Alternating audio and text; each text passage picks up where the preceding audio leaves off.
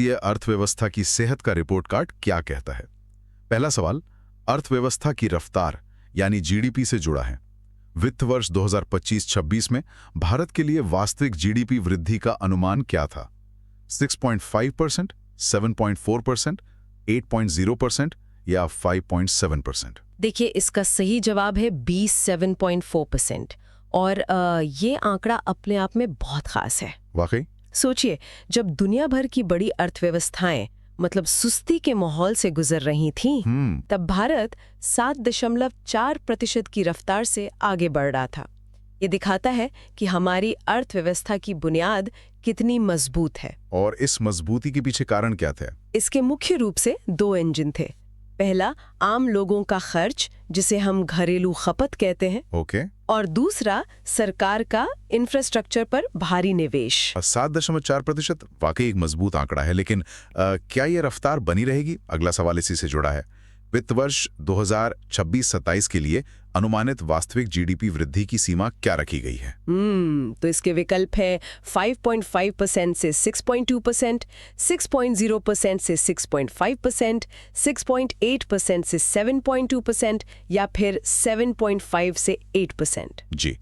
यहाँ सही जवाब है सी, 6.8% से 7.2%। अच्छा, तो 7.4% से थोड़ा कम। हाँ, और कोई सोच सकता है कि ये कम क्यों हो गया, लेकिन इसे स्लो डाउन नहीं बल्कि स्टेबलाइजेशन समझना चाहिए। Stabilization, okay. जी, 7.4% की तेज रफ्तार के बाद अर्थव्यवस्था का लगभग 7% के आसपास स्थिर होना एक स्वस्थ और टिकाऊ विकास का संकेत है। मतलब तेज दौड़ने के बाद अब एक स्थिर गति से आगे बढ़ने की तैयारी। बिल्कुल, ये दिखाता है कि अब ग्रोथ सिर्फ रिकवरी पर नहीं बल्कि मजबूत आर्थिक गतिविधियों पर आधारित है। ये तो अच्छी बात है, लेकिन ग्रोथ के साथ साथ एक और चीज मायने रखती है, महंगाई।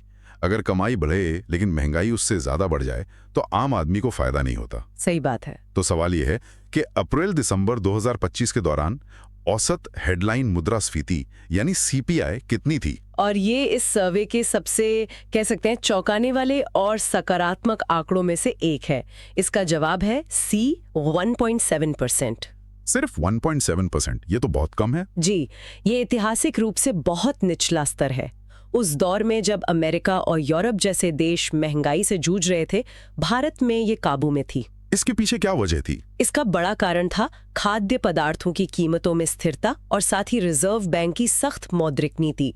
कम महंगाई का मतलब है लोगों की खरीदने की शक्ति बनी रही, जो कि हमारी ग्रोथ का एक बड़ा कारण भी था। यानी तेज विकास और कम महंगाई, ये तो किसी भी इकोनॉमी के लिए एक ड्रीम कॉम्बिनेशन है। बिल्कुल।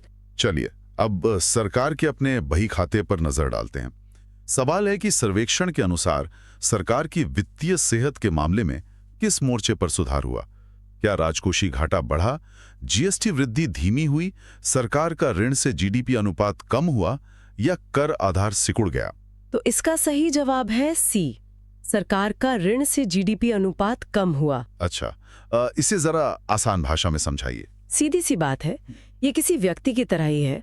अगर आपकी कमाई यानी जीडीपी के मुकाबले आपका कर्ज कम हो रहा है तो आपकी वित्तीय हालत सुधर रही है। सही है। सरकार के साथ भी यही हुआ। इसका मुख्य कारण था टैक्स कलेक्शन में जबरदस्त बढ़ोतरी, खासकर जीएसटी से। जी बिल्कुल, जीएसटी से। जब सरकार की कमाई बढ़ती है तो वो कर्ज चुकाने और नई योजनाओं पर खर्च करने में ज्यादा सक्षम होती है। और आपने टैक्स कलेक्शन की बात की तो अगला सवाल उसी पर है। वित्त वर्ष 25 में केंद्र सरकार की राजस्व प्राप्तियां यानी कमाई जीडीपी का लगभग कितना प्रतिशत थी? ये आंकड़ा सी, 9.2% पर पहुंच गया। 9.2%? हाँ, ये दिखाता है कि अर्थव्यवस्था का औपचारीकरण मतलब फॉर्मलाइजेशन तेजी से हो रहा है। जीएसटी के वजह से ज्यादा व्यापार टैक्स के दायरे में आए, जिससे सरकार की आय बढ़ी। और यही आय फिर विकास कार्यों में लगती है। बिल्कुल, यही बढ़ी हुई आय सरकार को सड़कें, पुल और रेलवे जैसे बुनियादी ढांचे पर खर्च करने की ताकत देती है, जिसे हम कैपिटल एक्सपेंडिचर कहते हैं। समझ गया। तो सरकार की तिजोरी की हालत तो बेहतर लग रही है। अब रुख करते हैं अर्थव्यवस्था के दिल की धड़कन यानी बैंकिंग सेक्टर की ओर। सितंबर 2025 तक बैंकों के एनपीए यानी डूबे हुए कर्ज की स्थिति क्या थी?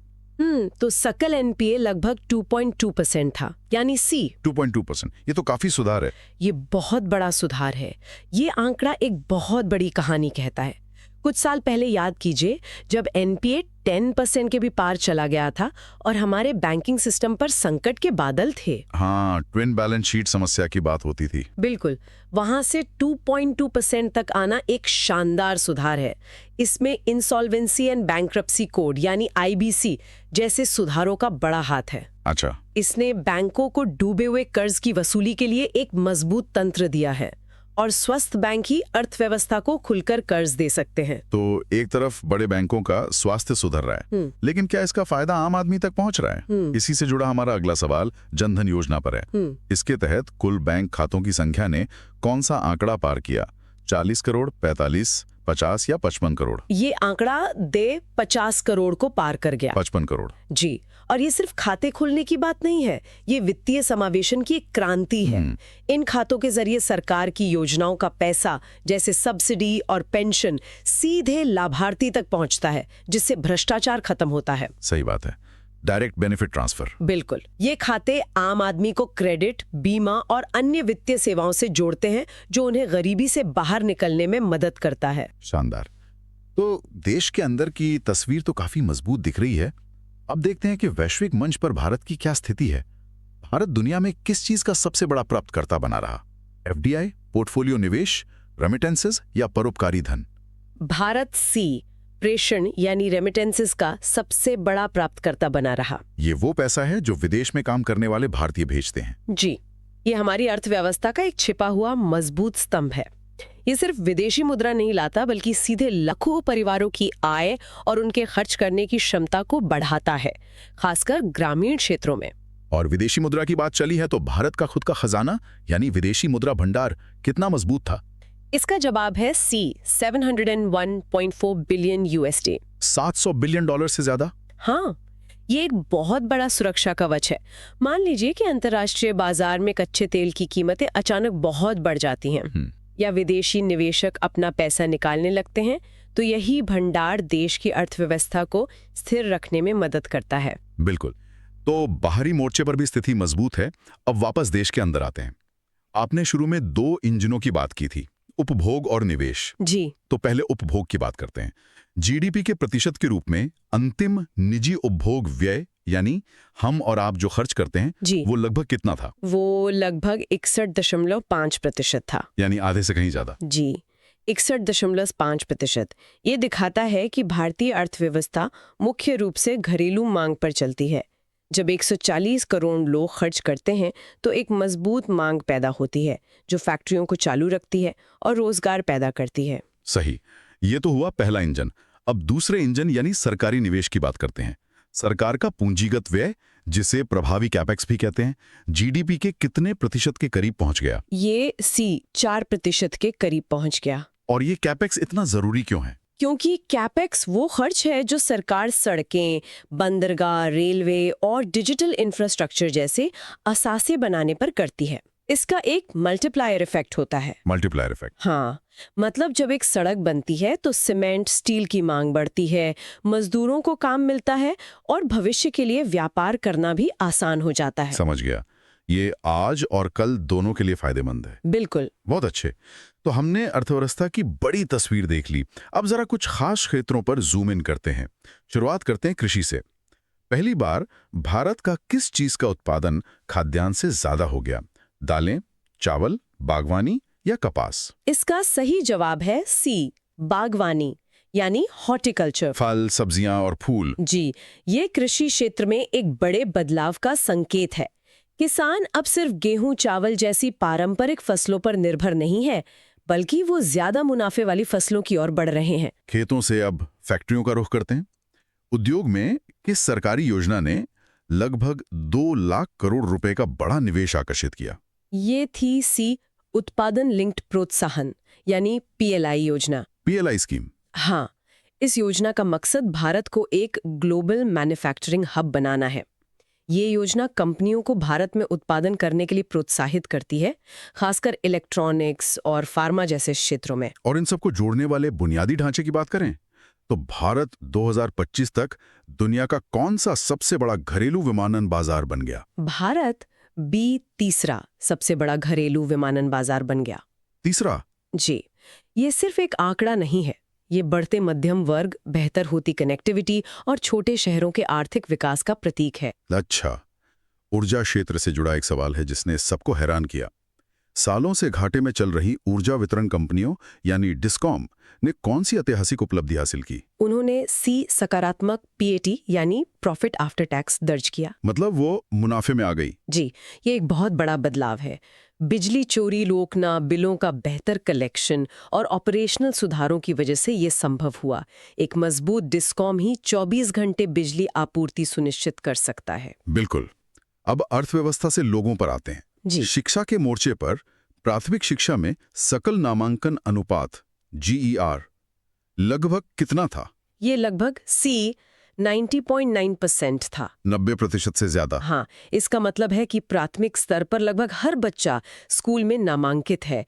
ये सबको शिक्षा के लक्ष्य की दिशा में एक बहुत बड़ी कामयाबी है। और सामाजिक सुरक्षा के मोर्चे पर ई-श्रम पोर्टल पर पंजीकृत श्रमिकों की संख्या कितनी पार हो गई? ये संख्या 31 करोड़ से ज्यादा हो गई। 31 करोड़। जी, ये हमारे असंगठित क्षेत्र के मजदूरों का पहला राष्ट्रीय डेटाबेस है। अब सरकार के पास इन तक सामाजिक सुरक्षा योजनाएं पहुंचाने का एक सीधा जरिया है। और सबसे महत्वपूर्ण सामाजिक संकेतक गरीबी, बहुआयामी गरीबी सूचकांक MPI में एक जबरदस्त गिरावट देखी गई।